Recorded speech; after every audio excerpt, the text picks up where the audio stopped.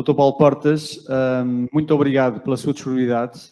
É um grande prazer para a rede ouvi-lo novamente e, seguindo o habitual discurso e a palestra que o Dr. Paulo Portas vem ao longo dos anos ter feito, mais uma vez obrigado pela sua disponibilidade e de estar aqui presente na nossa reunião. É com uma grandeza que vamos ouvi-lo a sua palestra. Muito obrigado. Muito obrigado e bom dia a todos. Parabéns pela organização insistente da reunião das câmaras de comércio, embora como sabem, as circunstâncias das economias e das instituições no mundo inteiro ainda não estão igualizadas do ponto de vista dos constrangimentos que temos tido com a facilidade de circulação. Enfim, nós, em todo caso, estaremos mais perto da endemia do que da pandemia, mas não é, esta mudança ainda não foi declarada. E, portanto, eu agradeço muito às câmaras brasileiras que tiveram esta insistente decisão de fazer este nosso encontro. Queria partilhar convosco algumas coisas, só para sintetizar, sobre a situação atual no mundo relativamente à pandemia. Vocês sabem que o meu pensamento foi sempre que ela não era um fenómeno simétrico, era um fenómeno global, mas não era simétrico, e as consequências económicas que a pandemia e outros fenómenos, mas a pandemia, desde logo, geraram na economia mundial ainda não desapareceram completamente. O mundo é redondo, o planeta está muito longe de ser apenas o planeta do hemisfério norte ou daquilo a que nós chamamos o Ocidente, e para termos sempre isso presente, a China, que hoje em dia representa cerca de 20% do crescimento do mundo, e a Ásia, que representa cerca de 47% do crescimento do mundo, estão a viver, em particular a China, uma circunstância pandémica que é bastante difícil e que tem enormes repercussões na economia internacional. Como sabem, a China tem uma política oficial chamada Covid-0. A mim sempre me pareceu improvável que fosse possível conseguir êxito numa política de Covid-0 num país de 1,4 mil milhões de habitantes, mas isso tem levado, é muito difícil em países como a China e na natureza das suas instituições fazer um passo atrás ou corrigir uma política.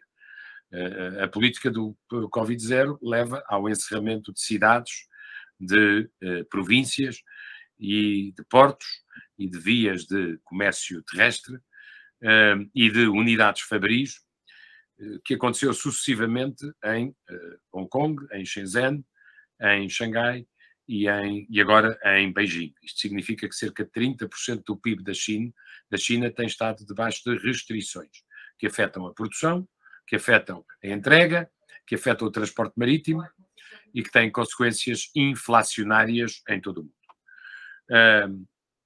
Este é um primeiro ponto que eu queria chamar a atenção. Se vocês virem os números de abril da economia chinesa, que tem o peso que eu vos referi,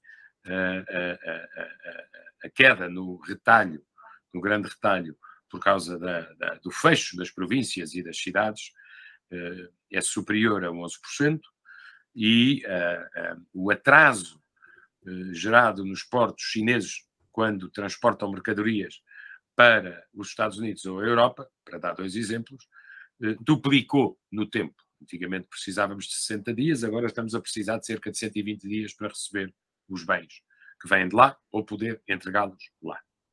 Isto é uma condicionante que vai dar a um fenómeno que nós já conhecíamos, que se acelerou muito na pandemia, que é a tal disrupção nas cadeias de fornecimento. Ou seja, a oferta e a procura não estão ajustadas. Ajustarão, mas até que isso aconteça, ainda há um delay e uma espera.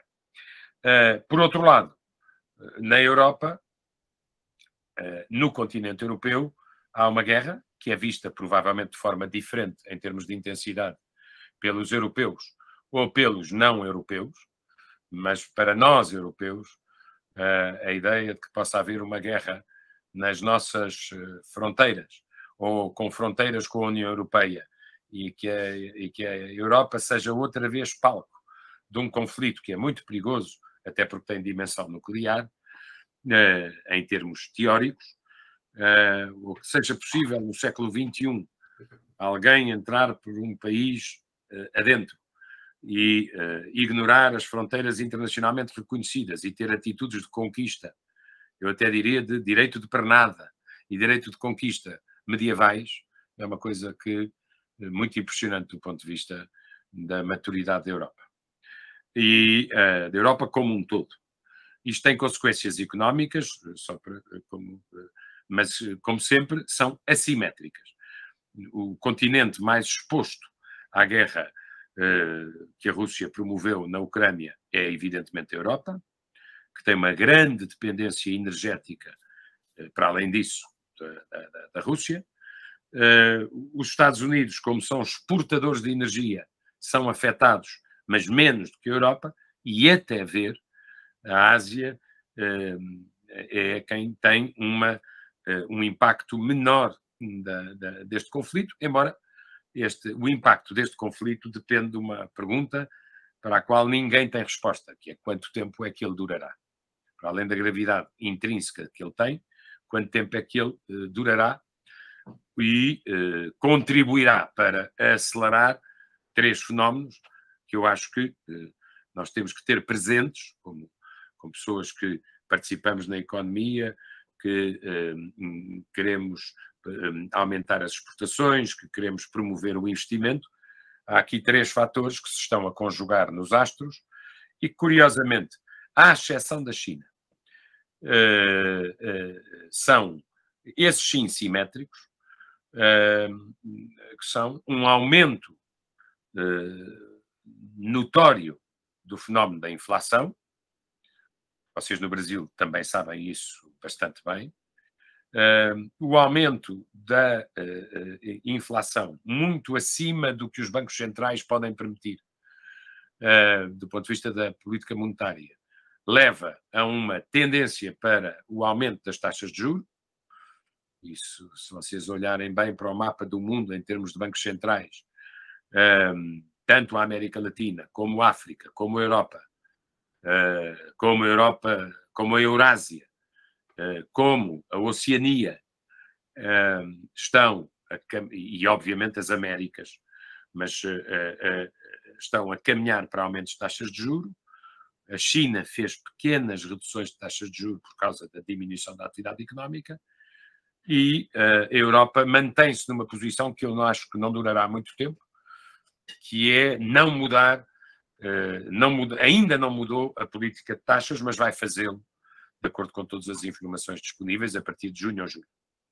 E, portanto, há uma tendência para a subida da inflação, há uma tendência para a subida das taxas de juros, e isso traz para cima da mesa o tema das dívidas. As dívidas das empresas, as dívidas das famílias e as dívidas dos Estados.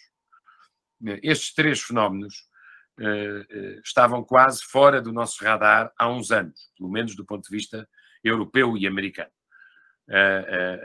Nós habituámos-nos ao conforto de viver quase sem inflação, isso também não é normal, mas é muito perigoso a inflação passar dos 2 dígitos, e habituámos-nos a viver com taxas de juro que na Europa eram praticamente negativas e, portanto, o tema das dívidas perdeu intensidade. Mas eu chamo a atenção das minhas amigas e dos meus amigos que, se olharmos para as dívidas das famílias, das empresas e dos Estados, o mundo como um todo está endividado em 256%. Portanto, o mundo deve 2,5 vezes aquilo que consegue produzir de riqueza.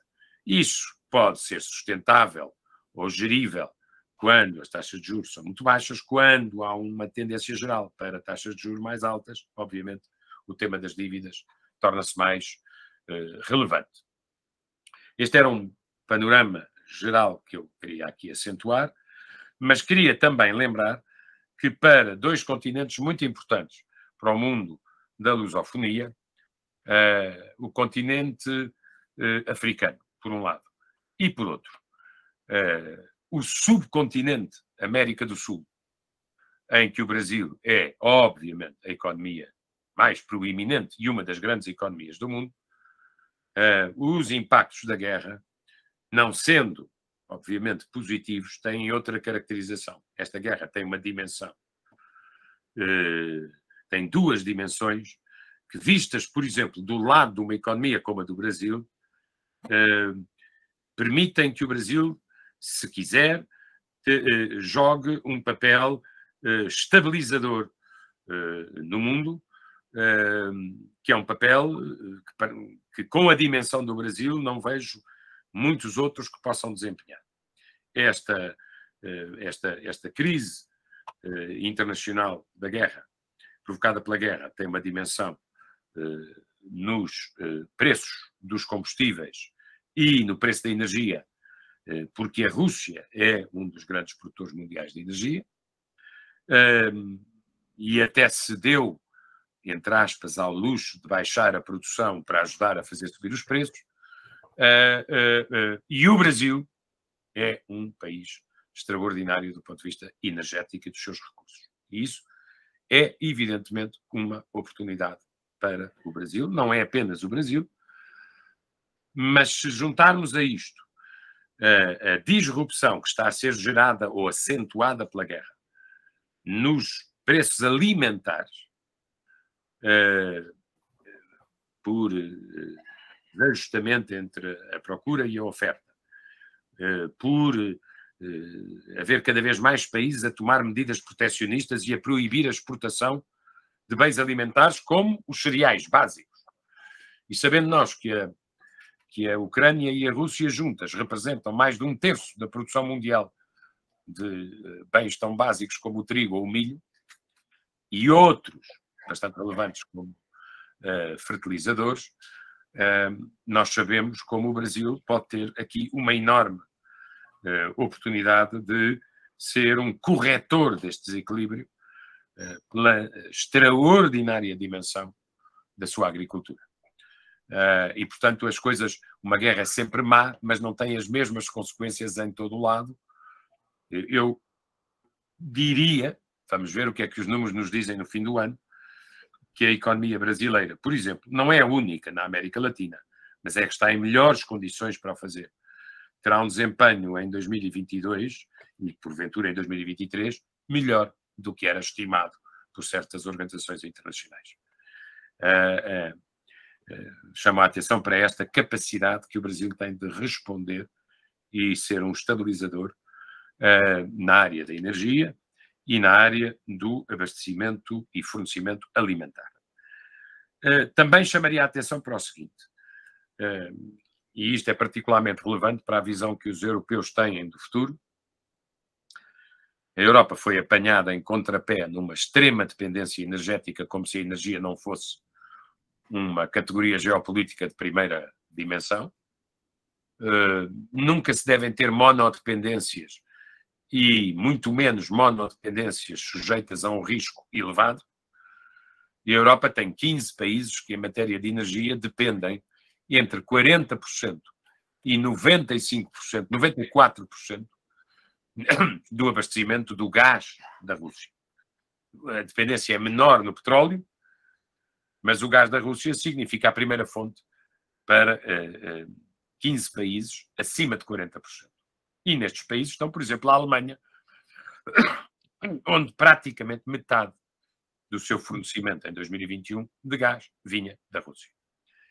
Quando se tem este nível de dependência, com toda a franqueza e falando com toda a naturalidade, há uma consequência, é que os países não são inteiramente livres nas decisões que tomam. Porque de um dia para o outro não podem apagar a luz, nem podem parar as economias, nem podem proibir a mobilidade, porque dependem do gás e do petróleo, mas sobretudo do gás, de um país que decidiu fazer uma guerra. Se nós olharmos para as principais descobertas de recursos naturais em 2021, no mundo inteiro, que possam ser alternativa no futuro, nós descobrimos que, nós rapidamente chegamos à conclusão que cerca de 80% dessas descobertas aconteceram em África. E, portanto, a África tem um potencial, tanto nas energias renováveis, sobretudo a solar, onde alguns dos maiores investimentos do mundo e das melhores condições do mundo para a produção de energia solar estão no norte de África, mas tem nas fontes de energia mais clássicas uma capacidade de gerar fornecimento de energia, desde que a Europa perceba que tem que fazer parcerias, transferências de tecnologia e investimentos de capital.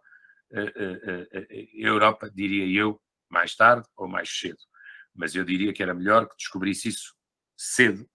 Vai ter que se virar estruturalmente para a África, para além de ir criando as condições para, no seu próprio território,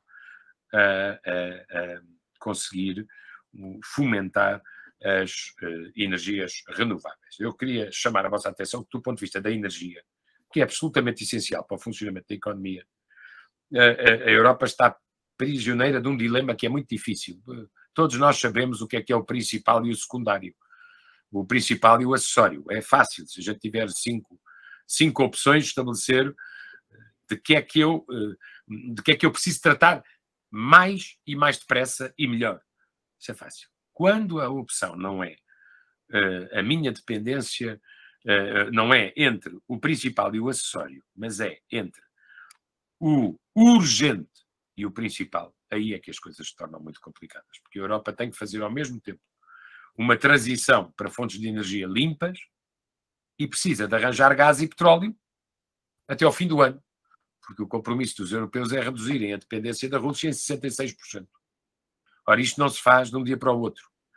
Apesar dos aviões estarem cheios de governantes a procurar contratos no Catar, ou na Argélia, ou em Angola, ou em Moçambique, felizmente que há Palopes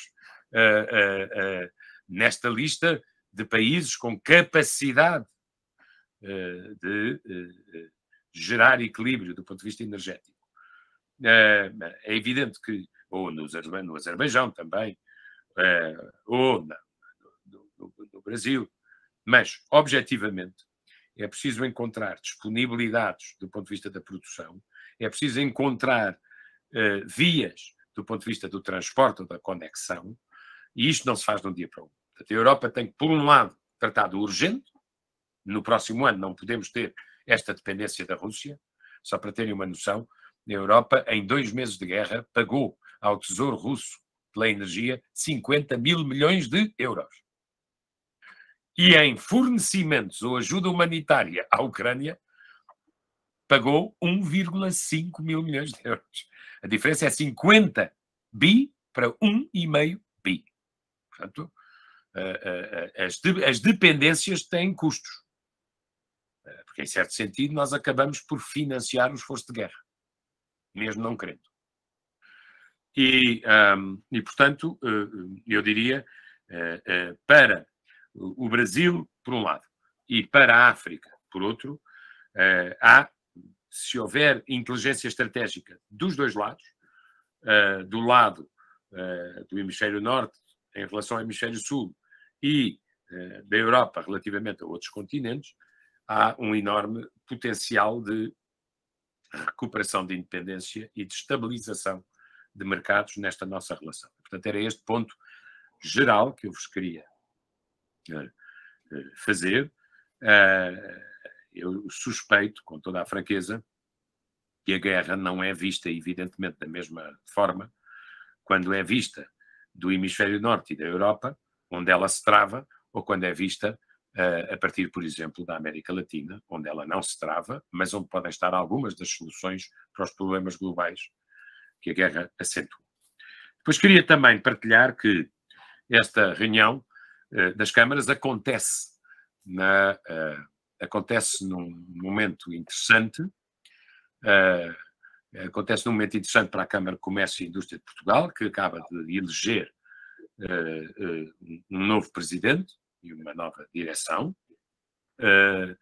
O nosso amigo e anterior presidente, durante muitos anos, da Câmara de Comércio e Indústria de Portugal, o Bruno Bobon, é, creio eu, credor de um enorme elogio do trabalho que fez na institucionalização e na expansão das câmaras. E o Rui Miguel Nabeiro, é um dos mais destacados empresários portugueses, o novo presidente da Câmara de Comércio e Indústria. Enfim, um homem forte da Delta, como sabem. A Delta é uma das grandes marcas internacionais de Portugal e isso dá uma projeção específica também, pelo mérito empresarial dele e pelo talento empresarial dele, à atividade da Câmara. Acabámos de eleger esta nova direção e, por outro lado, queria chamar a vossa atenção que mesmo no contexto das relações entre Portugal e o Brasil, a parte das relações da lusofonia, muito importante. Este ano, 2022, é um ano muito importante, em particular para o Brasil. O Brasil, não só porque terá eleições presidenciais daqui a uns meses, mas porque celebram o bicentenário da independência. E isso liga inexoravelmente os dois países. Portanto, um ano muito especial, e eu queria dizer que também é um ano, curiosamente, especial do ponto de vista das perspectivas económicas de Portugal. A Europa teve que, evidentemente, rever em baixa as suas expectativas com a guerra, e Portugal, no primeiro trimestre, teremos que ver como é que é o comportamento nos próximos trimestres, revelou um princípio de 2022 muito positivo. O nosso crescimento foi 11,9% no primeiro trimestre, e isso, apesar de comparar com um trimestre homólogo do ano anterior, por causa do Covid, em que o PIB caiu cerca de 6%, foi um resultado bastante acima do que as expectativas geravam. Este resultado do primeiro trimestre, se não houver circunstâncias económicas totalmente excepcionais, sempre podem acontecer, mas se não houver, garantirá um ano de crescimento económico bom,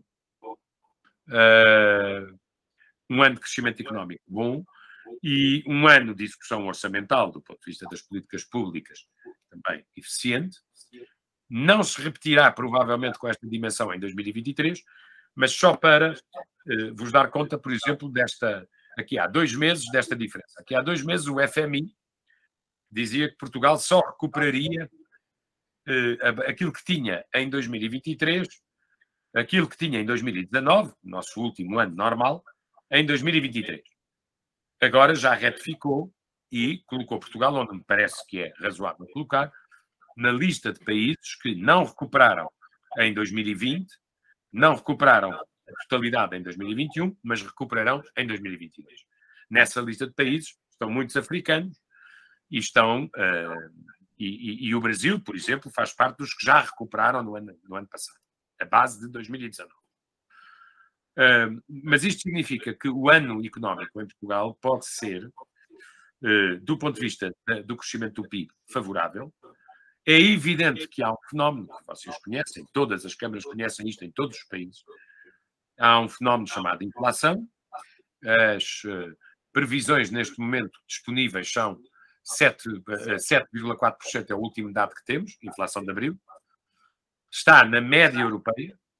O FMI prevê 6% de inflação este ano e a Comissão Europeia é mais otimista e fala em 4,4%. Os economistas mais credíveis, fazendo uma conta simples, que é, imaginem que daqui para a frente já não havia mais nenhuma inflação mensal, apontam realmente para uma inflação em Portugal de cerca de 6% este ano. E isso terá consequências sobre os salários, como é evidente, e terá consequências sobre a despesa pública bastante volumosas para o ano, que é a inflação deste ano, medida em novembro, que vai condicionar as pensões, os subsídios sociais e mesmo as negociações salariais. E, portanto, o lado bom é o PIB e o lado menos bom é a inflação, o nível de inflação conquistado. Queria dizer que Portugal tem tudo, é dos países que tem mais a perder com o fecho do comércio internacional. Porque nós precisamos de vender e comprar mais. O maior fator de modernização da economia portuguesa são as exportações e a inovação, por um lado, como qualquer outra economia. E, portanto, nós não temos nada a ganhar com portos fechados, mercados encerrados, dificuldades graves na logística. Isso não é bom para nós. E não é bom para uma economia lusófona, naquilo que ela pode ter de mais potencial. Eu, olhando para os números de 2021, bem, é evidente que os números de 2021 comparam com um ano anormalmente mau em todo o mundo, que foi 2020. Porque nós não estávamos, as fábricas estavam fechadas, os estados não funcionavam, o Covid estava no seu máximo exponencial e ainda não havia vacinas. Mas a verdade, ou só houve no fim, a verdade é que Portugal, em 2021, por exemplo, exportou cerca de 63 mil milhões de euros, o que é um crescimento de 10 mil milhões em relação a 2020. Porque 2020 tinha sido anormalmente mau. Mas se a gente olhar, há um número que eu gostaria que fosse diferente. É que destes 63,5 mil milhões de euros que Portugal exporta, 71% são mercados europeus e 29% são mercados não europeus. Será sempre maioritariamente exportação para mercados europeus. Mas podia ser maior, ou devia ser maior, e pode ser maior, a exportação para mercados não europeus. Se olharmos para os PALOP, portanto, não é a lusofonia, mas são os países africanos de língua oficial portuguesa, falta aqui Timor, falta aqui Brasil, como é evidente, as nossas exportações para os países africanos de língua portuguesa foram fracas, andaram à volta de 1,6 mil milhões, que são 2,5% do total. Pode ser muito mais. Pode ser muito mais. Pode e deve ser muito mais. Se olharmos para as importações, Portugal tem uma balança deficitária, exportou 63 mil milhões e importou 82 mil milhões, e se nas exportações 71% são para mercados europeus, no caso das importações, 73% são de mercados europeus. E a África é importante neste total, mas nós importamos pouco em 2021, até pelas circunstâncias do Covid em África, dos países africanos de língua portuguesa. Se nós olharmos para o ranking, quais são os países mais importantes para as exportações de Portugal? São, como vos disse, mercados europeus, os Estados Unidos, o Reino Unido, mas queria chamar a atenção que o primeiro país lusófono está no top 10, mas é o nono, Angola. E a seguir vem o Brasil em 13º lugar, Cabo Verde com, à escala, um resultado notável, porque é 29º, é o 29º cliente mais importante de Portugal, e depois Moçambique, 31º. A minha conclusão, evidentemente, é que nós precisamos de ter um bocadinho de um pouco a fortuna do nosso lado, ou seja,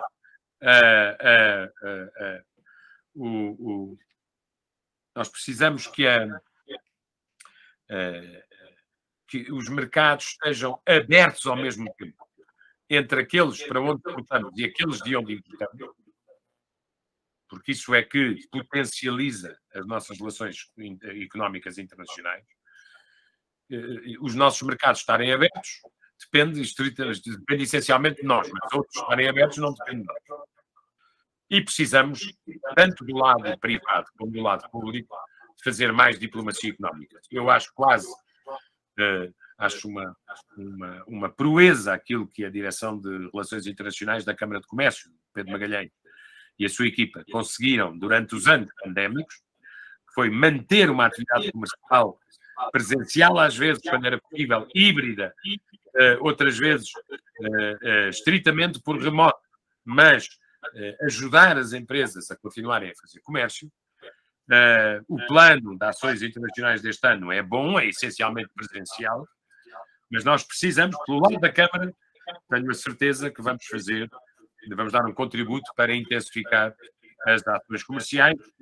Eu diria, primeiro, temos que equilibrar mais o europeu com o não europeu, temos que insistir mais nas economias lusófonas, e isso passa pelo setor privado, passa pelas empresas, se elas não quiserem exportar para um determinado mercado, não é nenhuma agência pública ou privada que vai convencê-las a fazê-lo. Mas passa pelas empresas, passa pelas câmaras de comércio, passa pela Câmara de Comércio e Indústria de Portugal, mas passa também pela diplomacia económica que o Governo faz. E isso, eu acho que não há outra coisa a fazer senão intensificar, para vender e comprar mais. Portanto, isto também implica que do lado dos governos da CPLP haja, ao mesmo tempo, e isto é que às vezes é difícil, uma consideração relevante da CPLP como prioridade. Portanto, nós todos sabemos que o português, com os seus diversos acentos, é uma das 10 línguas mais faladas no mundo, e sabemos até que, sobretudo por causa do Brasil, o português está entre as línguas mais faladas na internet.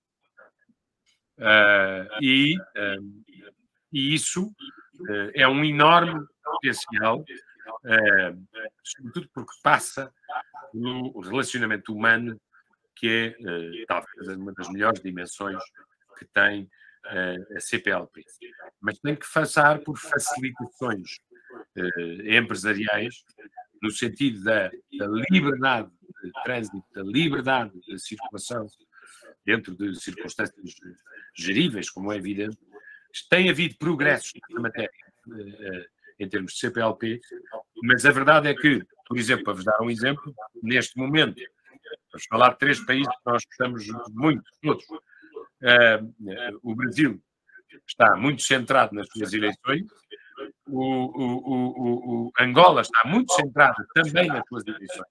Chama a atenção que as previsões económicas para a África, precisamente pela riqueza da África, com monodependências ou com diversificação de dependências, precisamente por causa dos recursos naturais.